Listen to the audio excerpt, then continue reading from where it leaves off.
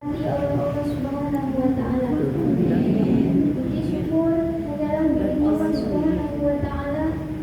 Shalawat beserta salam selalu teriring kepada junjungan kita baginda Nabi Muhammad.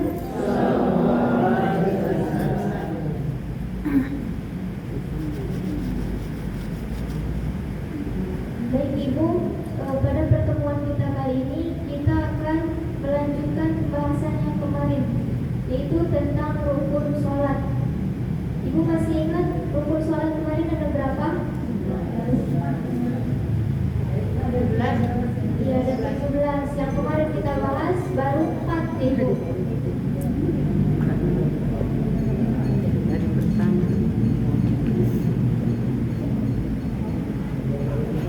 Sebelum saya masuk ke dalam pembahasan, saya ingin menjawab pertanyaan Ibu yang kemarin belum sempat saya jawab.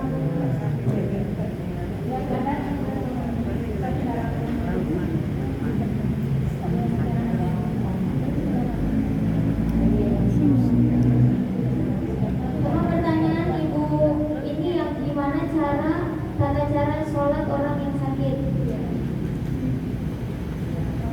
Jadi tata cara sholat orang yang sakit, misalnya dia sakit parah, dia kan bisa berdiri, maka dia boleh duduk. Kalau dia nggak duduk, nggak bisa duduk, boleh tiduran berbaring, kakinya menghadap ke kiblat. Tata cara sholatnya, kalau dia mampu mengangkat kedua tangan, angkat kedua tangannya. Kalau dia nggak mampu, dia udah diam aja.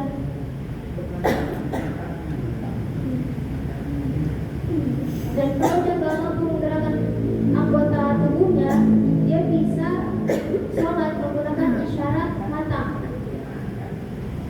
Jadi matanya gerak. Ketika ruku dia gini, terus ketika dia sujud matanya, intinya matanya yang gerak.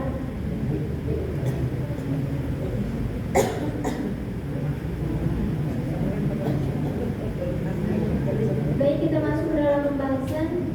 Bismillahirrahmanirrahim. Al-Faqisu, rukun salat yang kelima, al-ruku'u, yaitu ruku.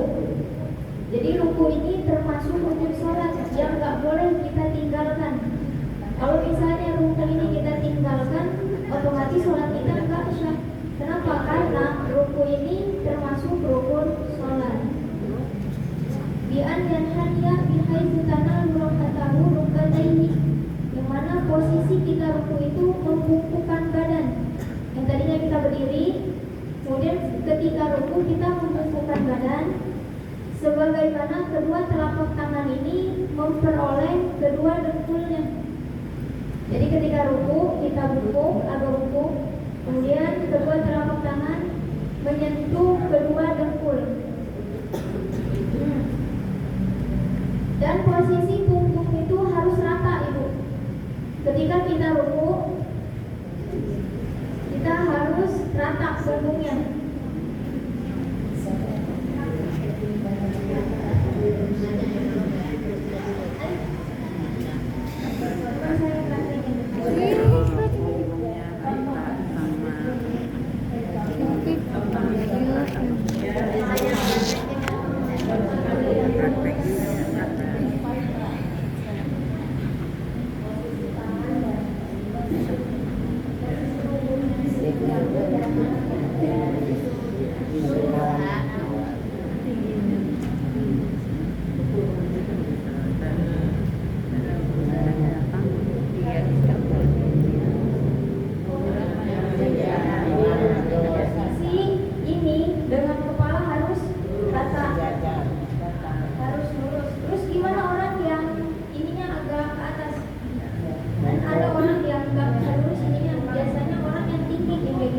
Orang tinggi yang lurus, ininya nggak lurus.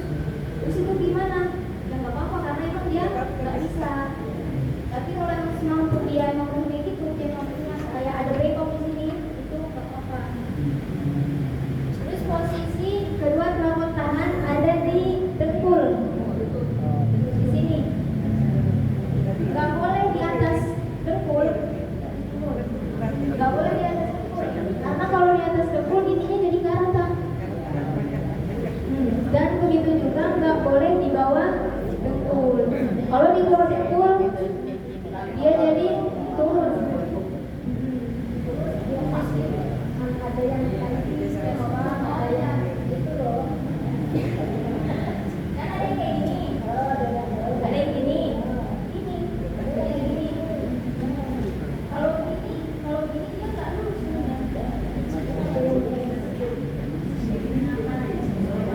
Terus juga ketika ruku agak ditekan ibu.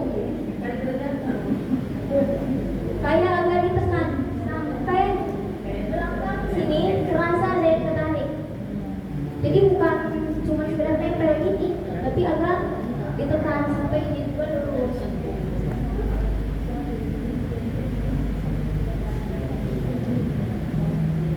Paham ibu? Insya Allah.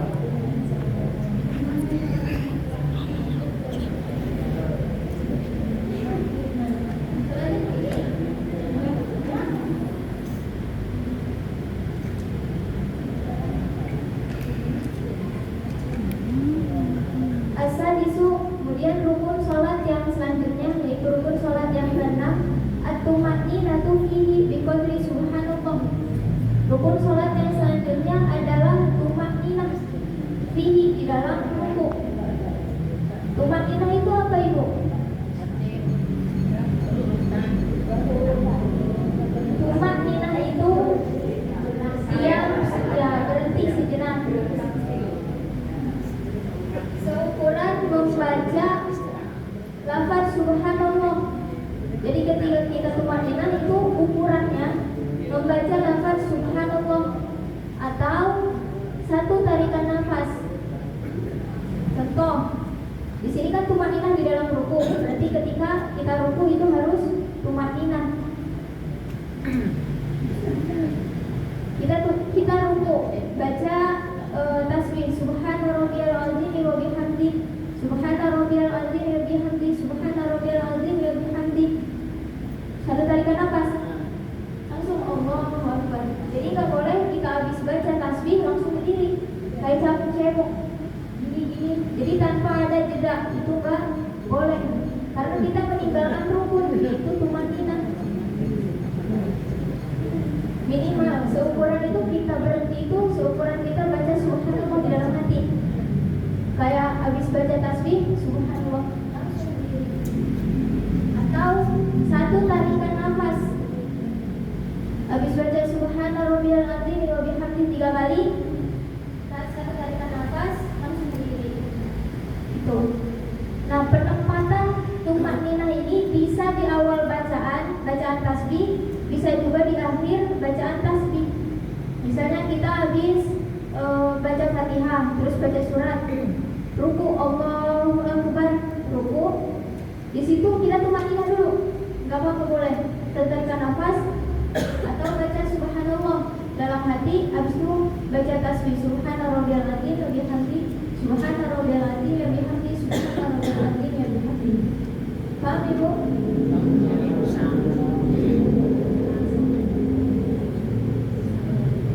Jadi intinya ketika kita sholat itu harus tumaninah, nggak boleh tumaninahnya ditinggalin. Kalau tumaninah kita tinggalin, ya sholatnya nggak sah. Kenapa? Karena tumaninah itu masuk ke dalam rukun sholat.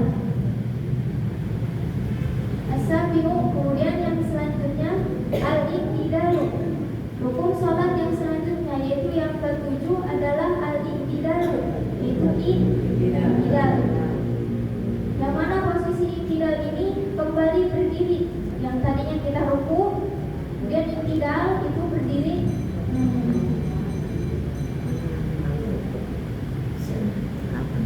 Nah, bacaan i'tidal ini beda dengan kita kayak Allahu Akbar habis baca Fatihah, habis baca surat kan kita Allahu Akbar ruku. Nah, ketika i'tidal kita bukan mengucapkan Allahu Akbar, bismi Allahu liman hamidah. Itu udah cukup. Jadi udah kayak gitu, ibu langsung sujud.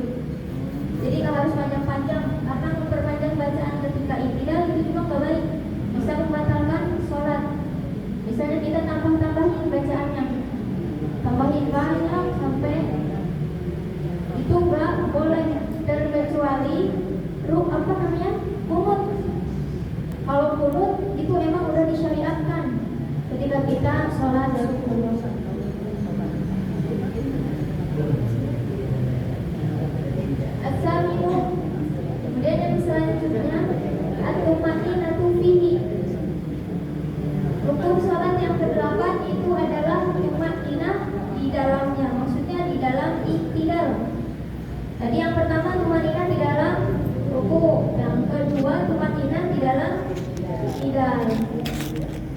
Penjelasannya sama ya Ibu kayak tadi, penempatan itidal.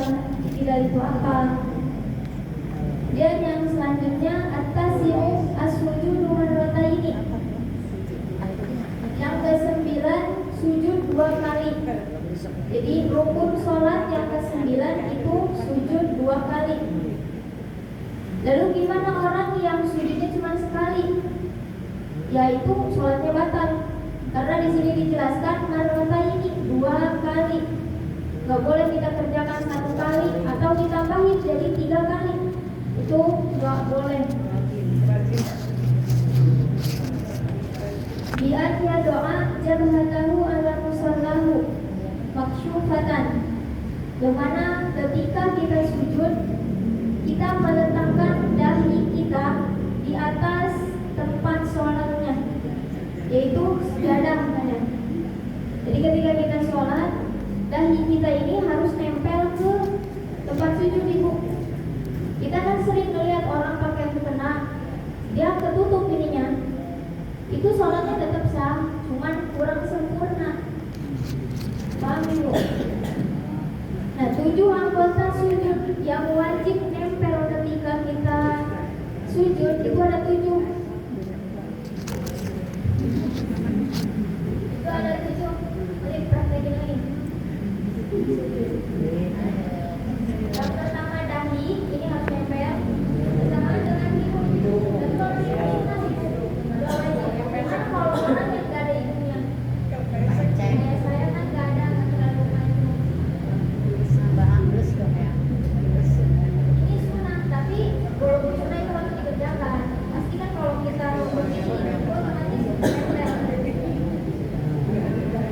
Nah, yang pertama dahi, yang kedua telapak tangan.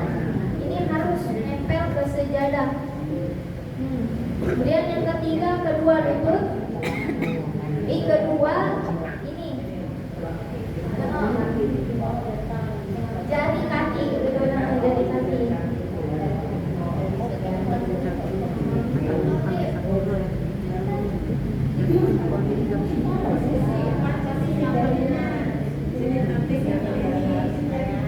Aduknya ke sana sayang. Sini mungkin kelihatan dari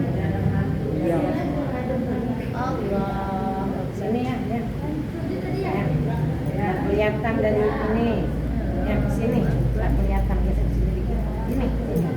Nah, ya itu. Ya, tak kena dari itu. Jadi udah.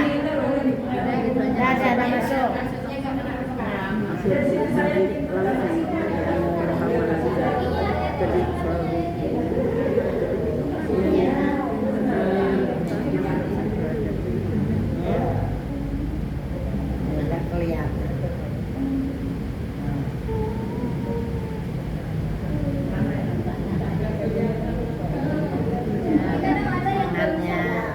Kadang jari kelingking, jari apa itu yang dekat jari kelingking itu kan nggak nempel ke sejadah karena susah.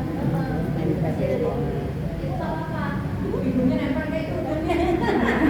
Hidungnya. Ayo kok aja ini. Biasa. Jadi satu.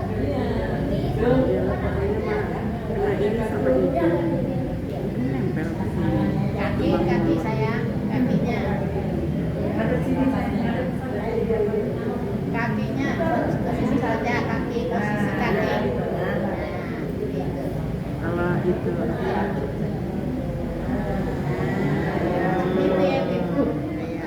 kakinya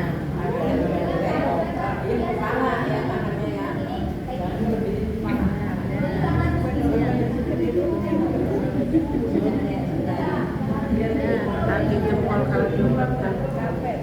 Udah sayang. Nah, itu juga kayak gini.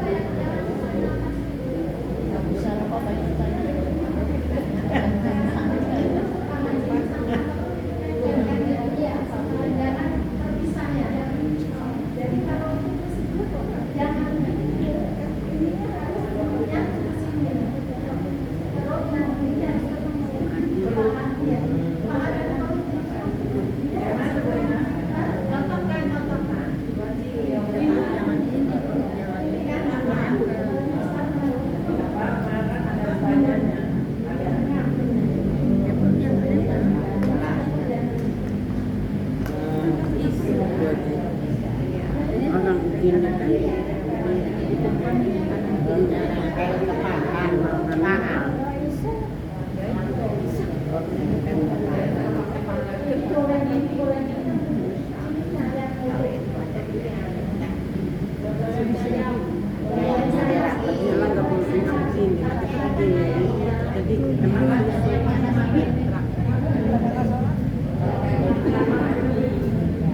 Sama kaki itu Ya baik Bu, selanjutnya mutasakilan. Ketika dahi kita menempel ke anggota sujud, ke sejadah, mutasakilan itu diberatkan. Jadi agak ditekan gitu Bu, bukan kayak apa ya? Jadi agak ditekan. Ketika kita sujud ini agak ditekan. Ada kayak berat gitu. Nah, jangan cuma sekedar jadi agak tangan ini sampai kena Wamankasan. Nah, posisi sujud juga harus mankasan itu nungging. Harus nungging. Mari contoh lagi. Jadi harus nungging. Gak boleh mata punggungnya.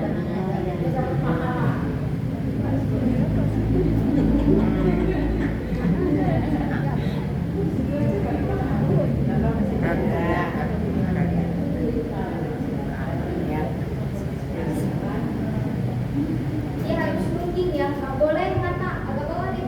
Belakangnya di bawahnya. Jadi ini kan harus nungging. Gak boleh mata.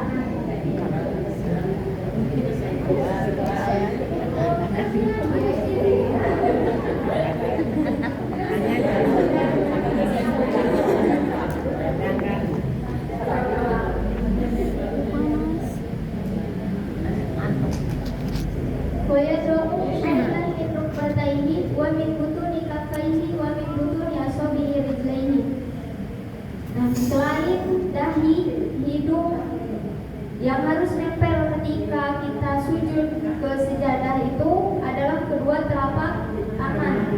Kedua telapak tangan ini harus nempel ke sejadah. Kemudian kedua telapak kaki itu juga harus nempel ke sejadah.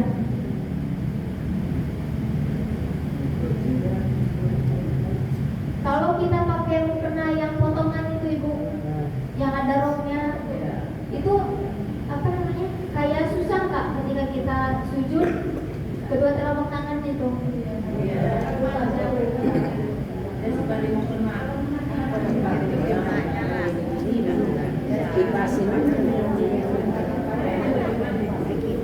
Karena saya juga kan sekarang pakai itu dulu. Kalau sekarang saya pakai yang ada tangannya itu, jadi lebih gampang ya. Ketika kita sholat itu tangan udah kelihatan.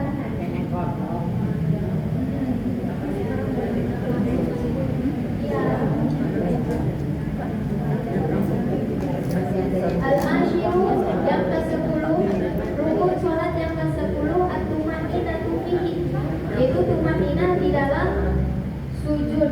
Jadi ketika kita sujud 2 kali itu kita harus tumaninah. Gak boleh kita sujud subhana rabbiyal a'la wa bihamdihi, subhana rabbiyal a'la wa bihamdihi, subhana rabbiyal a'la wa bihamdihi, langsung berdiri. Jadi emang harus tumaninah dulu, harus jeda sebentar. Al-hadi asyara al-julus baina sajdataini. Dia yang ke-11 duduk di antara 2 sujud. Duduk di antara 2 sujud ini iftiras, yaitu duduk iftiras, yang mana satu kaki kiri ini kita dudukin, yang satunya enggak.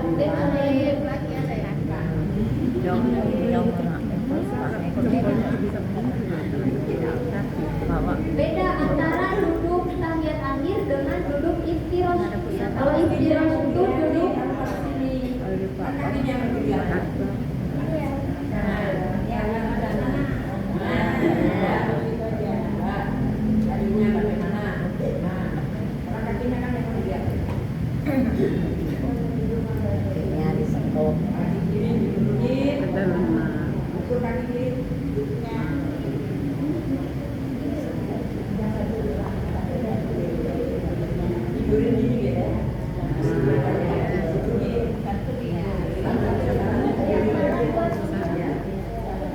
tahiyatan sama kalau duduk yang tahiyat akhir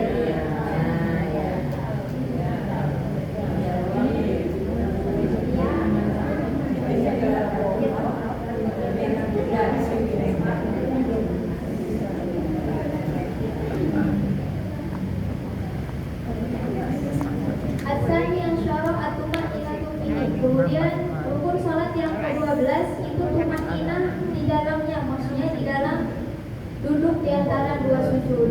Jadi ketika kita habis sujud, terus kita duduk, di situ kita harus tumaninah. Gak boleh kita habis baca doa duduk itu kita langsung berdiri, itu gak boleh. Jadi harus tumaninah. Jadi tumaninah ada di dalam gerakan apa aja ibu? Yang pertama tadi ruku, yang kedua iktidal, yang ketiga sujud di antara dua sujud 2 kali, yang keempat duduk di antara 2 sujud. Itu tumaninah di dalam sholat hanya ada 4 itu, dan itu wajib, nggak boleh kita tinggalkan karena itu masuk ke dalam rukun sholat. As-salisu asyara al-julusu litasyahudil akhir. Kemudian yang ke-13 itu duduk untuk tasyahud akhir. Tasyahud akhir ini masuk ke dalam rukun sholat. Jadi ketika kita baca tasyahud akhir itu harus bersuara ibu. Kita baca at-tahiyyatul mubarakatus shalawatut thayyibatul lillah. Assalamu alayka ayyuhan nabiyyu wa rahmatullahi wa barakatuh. Assalamu alayka wa ala ibadillahis shalihin. Asyhadu an la ilaha illallah wa asyhadu anna Muhammadar Rasulullah. Itu, jadi tasyahud itu hanya sampai situ. Itu wajib ketika kita duduk tasyahud akhir, kita wajib membaca itu. Tapi kalau tasyahud awal itu nggak wajib ibu, itu sunnah. Boleh, nanti itu rukun sholat yang ke-15 ada lagi.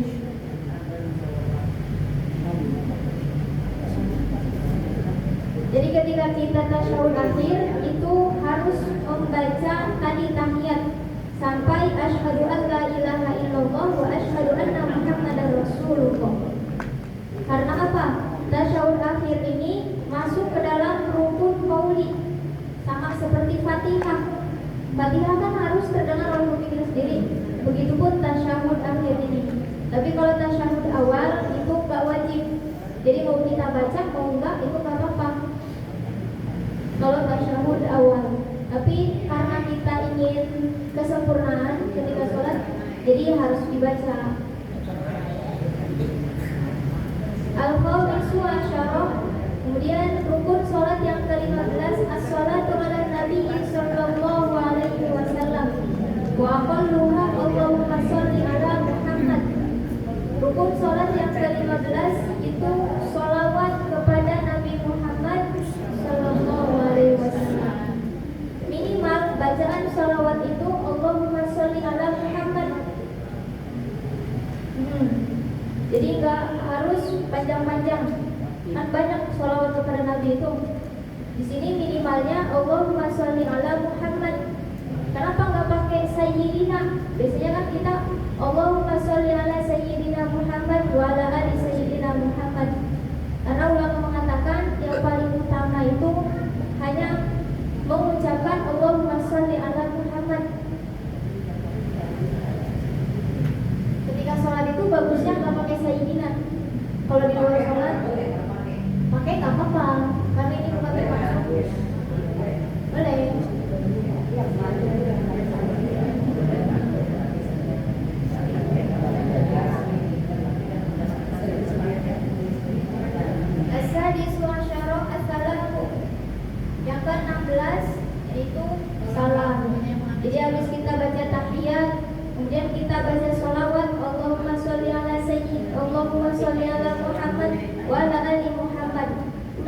begitu salam.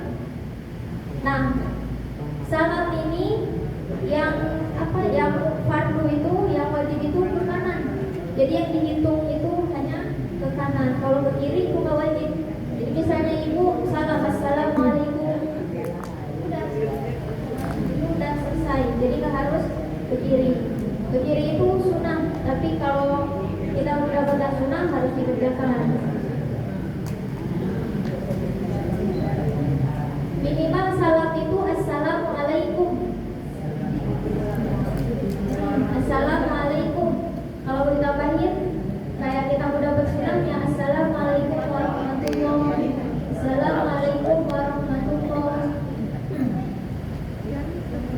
As-sabi'u asyara. Kemudian yang ke-17 at-tartibu. Rukun sholat yang ke-17 itu tartib. Ibu masih ingat tartib itu apa? Tartib itu berurutan. Jadi ketika kita sholat itu harus berurutan. Yang pertama niat. Nggak boleh kita ruku, kemudian baru niat, baru baca Fatihah, baru salam, habis itu sujud. Jadi kan berantakan, itu nggak boleh. Jadi harus berurutan, mulai dari niat, kemudian takbiratul ihram, berdiri, membaca Fatihah, selanjutnya terus sampai berurutan sampai salam. Paham Ibu? Ya Allah. Fa in ta'ammada tarkuhu fa an sajada qabla ruku'ihi batalat. Maka kalau kita sholat sengaja meninggalkan tartib seperti sujud sebelum rukunya, maka sholatnya batal. Jadi misalnya kita sholat nih, sebelum sujud itu kan kita harus ruku dulu. Nah ini dibalik, dia sujud dulu baru ruku. Terus juga dia sengaja ngelakuinnya, sengaja mau sujud dulu lah baru habis itu ruku. Maka sholatnya menjadi batal. Begitupun kita sholat lebih mendahulukan i'tidal misalnya daripada baca Fatihah. Habis i'tidal sami'allahu liman hamidah, berdiri langsung baca Fatihah, bismillahirrahmanirrahim, alhamdulillahirabbil alamin. Itu kan boleh menangkap tartib. Wa in saha falyaqul ilaihi. Tapi kalau lupa itu gak apa-apa. Misalnya nih, kita sujud, pas lagi sujud kita ingat, tadi kayaknya belum ruku, maka ulangi ruku tadi.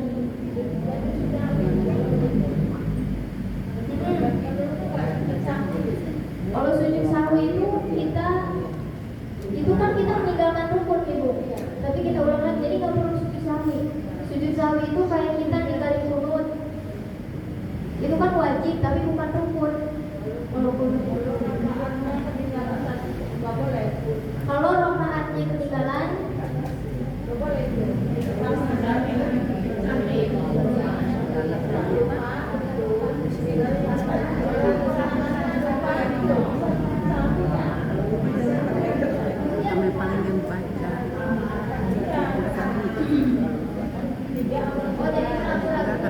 kita ini berapa rakaat atau kita ambil yang yakinnya udah 4 rakaat atau belum, yang diambil yang belum. Jadi kita tambah lagi 1 rakaat.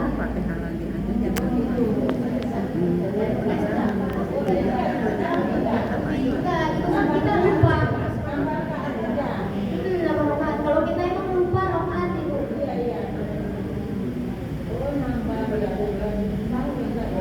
Karena ini kan ragu-ragu. Dan ragu-ragu itu kita juga lupa ini rakaat keberapa.